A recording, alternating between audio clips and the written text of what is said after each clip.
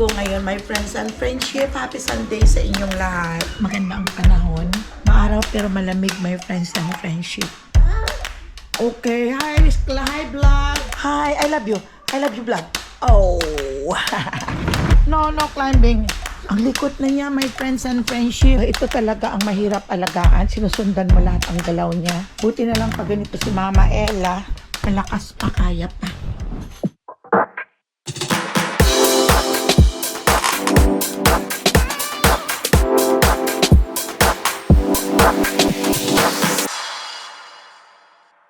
Welcome back to my channel, my friends and friendship. It's morning, Sunday. At dito natulog si Cass sa akin the whole night. Dahil may pinuntahang party ang mga parents. Kaya natulog kami. Dito sana kami matutulog. Pero may ilaw. Hindi ka na kami dito. Pag nakikita yung may ilaw, ayaw matulog labas ng labas. Kaya ngayong umaga, ako ay magluluto ng breakfast ng mga ito. Oh, watch your TV. Watch your TV. Good morning, my friends and friendship. Good morning. How are you? Say good morning. Cass. Good morning. Kumusta kayo, my friends and friendship? At sana ay okay kayong lahat dyan. Bago ako magluluto, ay kahapon kasi nagluto ako ng banana cue. Kaya itong aking kalan ay madaming mantika. Kaya gusto ko munang linisan at magpapaluto ng pancake itong si Zoe. At itong si Cass ay papakainin ko na lang. Mamaya pero susunduin ng mga parents. At natutulog palagay ko at baka late na dumating kagabi.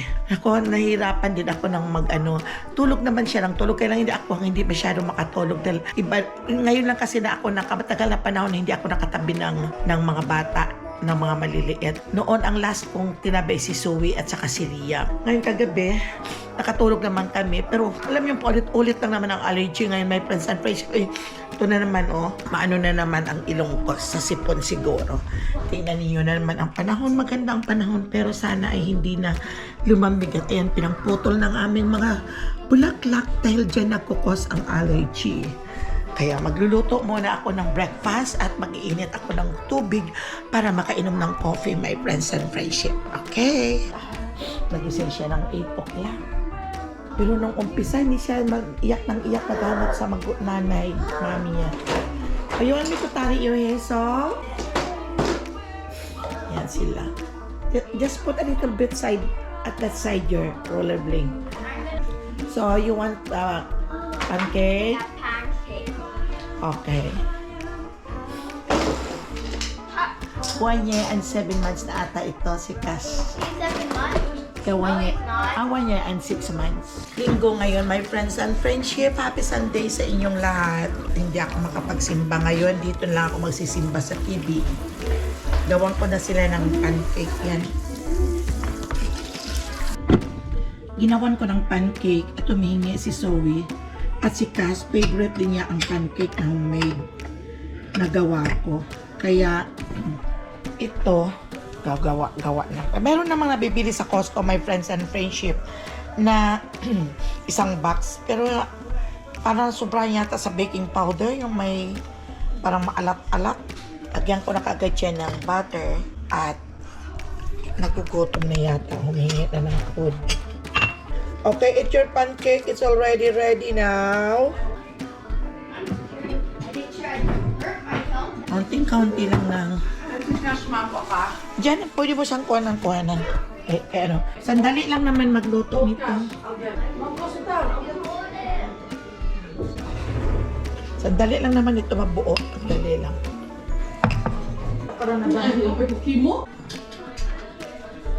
Taantay ko.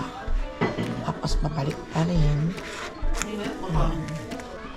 Ngayon ka nang binalikan itong coffee. Lumamig niya pero ininit ko na lang sa microwave. Tinapos ko muna si Papa Dudes. Habang minom ako ng kape, doon ako nakatingin sa labas, Maganda ang panahon. Maaraw pero malamig, my friends and friendship. Hindi maganda ang tubo ng aking kamatis dahil siguro too early pang nilagyan ko na ng abono, yung hindi pa nagkapit ng gusto ang kanyang yung roots. Kaya parang nangunguluntoy. Mali yata ako Pero diligan ko lang ng diligan. Pero marami pa akong kamatis na pinatubo. Pag namatay siya, papalitan ko siya uli. Ganon din, ganon. Di ba ganon kadali magpalit? Ang importante, makapagpatubo ako ng cucumber.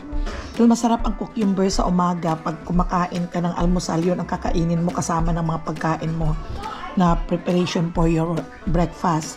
Nababasa ko kasi ang cucumber is naglilinis ng ng mga dumi sa katawan. Kaya gusto kong magpadami ng cucumber. Iniisip ko dahil parating mahangin dito. Ewan ko kung mabubuhay. Dati may nabuhay ako, kaso lang ang mga bulaklak ay nalalaglag sa sobrang lakas ng hangin. Iniisip ko kung paano ako makapagpatubo kasi ang mahal ng cucumber din pag binili mo sa grocery. Pero marami akong pinunla. Sana mabuhay at bahala na kung kahit isa o dalawa lang ang mabuhay. Tingnan muna natin itong dalawa. Siya, luto ka na para ako naman kay Papa. Okay, full ang kanyang diaper. Hawakan mo, baby. No. Kas. May I see your diaper? May I see your diaper? Hindi. Be careful. Be careful. No? Okay. Hi, vlog. Hi, vlog. Say hi to vlog. You already did. I love you, vlog. I love you, vlog. Oh. Bye-bye. Sige. Gagawa ko ng bread, almusal ni Cash. Kumain din ng peanut butter, ng pancake, pero mas gusto niya itong bread with peanut butter. Ininit-init ko lang ng konti at lagyan ito ng peanut butter at papakainin ko siya.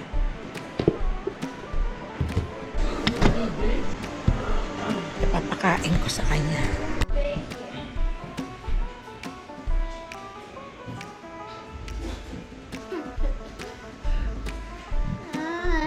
Wait lang.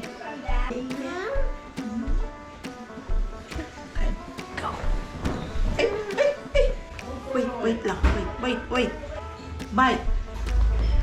Umuumpog ka dito. Bite like ate. Ate's eating. Come here. Come here. Hi, vlog. Hi, vlog. It's Cash. Say hi. Say. I love you to vlog. I love you, vlog. I love you. I love you, kiss mama. I love you, vlog. I love you, vlog. Hi, I love you. I love you, vlog. Oh. Yeah. What is that? Huh? Who's that? Yeah, who's that? I love you, vlog. Where are you going? No, kaya. Ito na. Here's your food. Here. Itlog na malasado, my friends and friendship ang kayang kinakain. Ito, Eat na. Eat.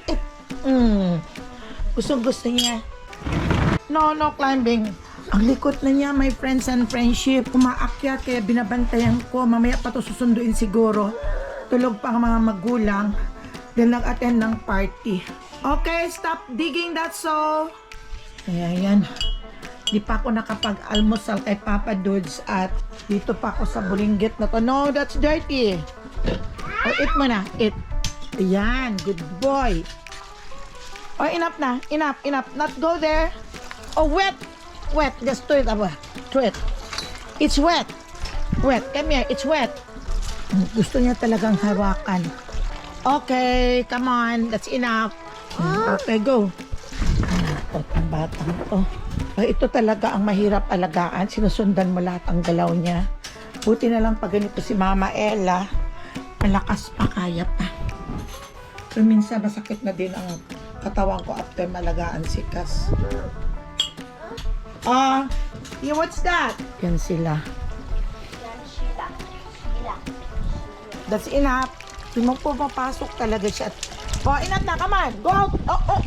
No. Come on, go out. Basa ng medyas nito. No more. Okay? Where's ate? Mamalakpak pa, oh.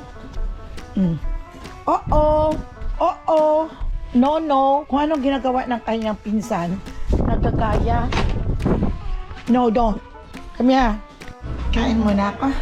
Kumain ako kanina ng ilang slice lang itong pancake. Pero hindi pa ako nakainom ng gamot. Kaya, kakain muna ako, my friends and friendship.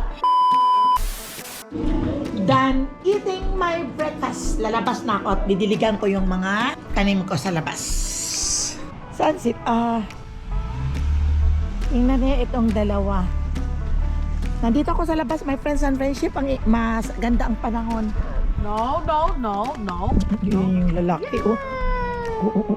Oh, be careful. Oh my God, pinapatay niya siya.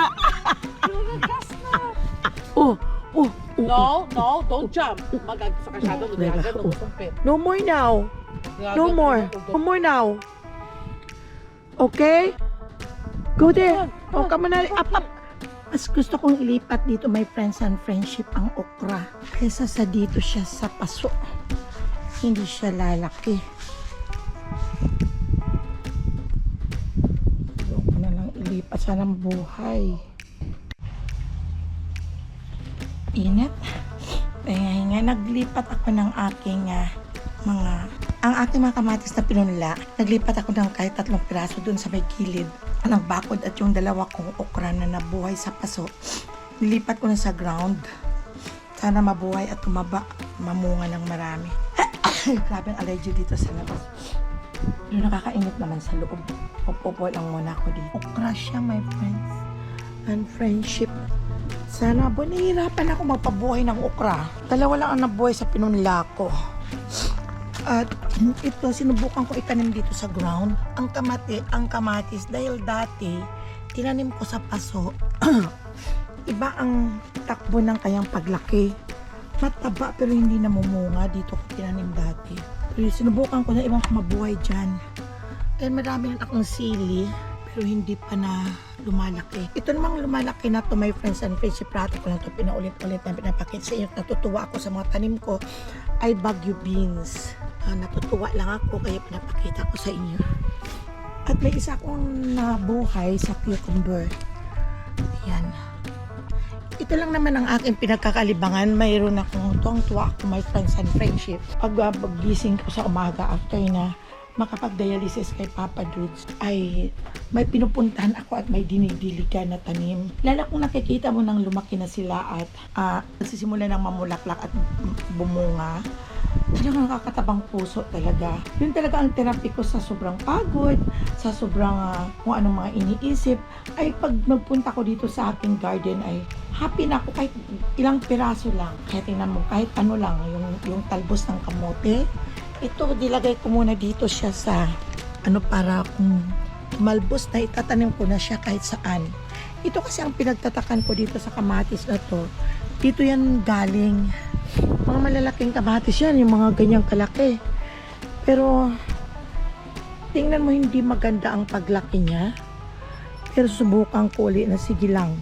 Kasi, minsan, ay nagdidilig ka, kailangan matagal ang pagdilig mo para mag-absorb talaga ang tubig sa ilalim. Dahil kung hindi mo talaga tutukan na tiligan ng diligan, hindi nag-absorb ang soil kasi rito ay parang nagda-dry. Kaya ewan ko kung mabubuhay ito. Ang tamlay niya, my friends and friendship, matamlay na parang ewan, di ko masasabi yan. Kaya dapat mataba siya dahil bigyan ko na ng abono. Pero ewan ko lang. Ito kahit saan ko lang pinagkakalat ang mga kamatis na ito. Bala na tumubo man mamimimo mo. Ito naman ay hindi na mumuo ang kanyang bunga. Yung lime. Matagal na ito, mga 3 years na. Pero hindi lumaki dahil sa lupa. Pero tingnan ko dito sa mga iba kong tanim. Yun lang. It's almost, di pa kami nakapag-lunch. At kakain lang namin ng breakfast. Ay naku. Dito lang ako sa labas. Ang sarap ng hangin. Ang sarap ng pakiramdam dito. Iwan ko kung nasaan sila Zoe. Umuwi na si Cash. Sinundo na ng mga magulang. Na sila. Makapagpahinga naman ako nito.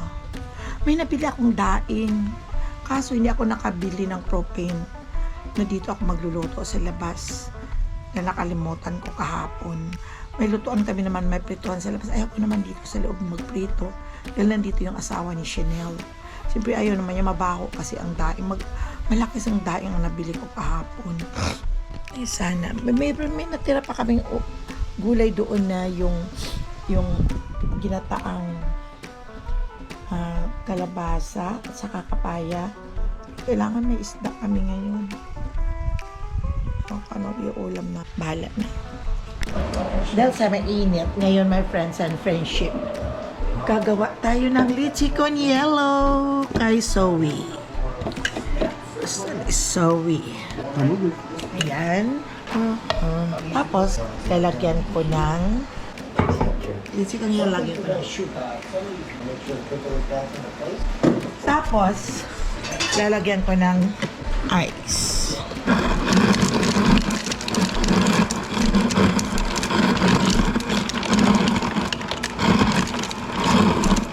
At masarap lagyan ito ng teka. Lagyan ko ng powder milk. At ito ang aking blend. May blend din ako malaki pero ito lang ang maliit. At ako ay magbe-blend. Ayan, my friends and friendship, nakapag-blend ako. Nalala niyo, my friends and friendship, nalala ko noon sa Pilipinas, ang litchi con yellow, yung binibigta nila, nililibot. Ang sarap sa mainit na panahon.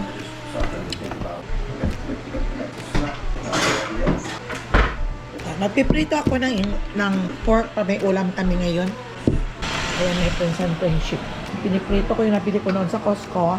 So wala kaming ulam. Ito lang ang kanin namin, oh. Hindi ako nakita, wala pala kaming kanin, kaya nagsaing muna. Pero anong oras na? It's 3:30 na. Piniprito ko. Kapupulahin.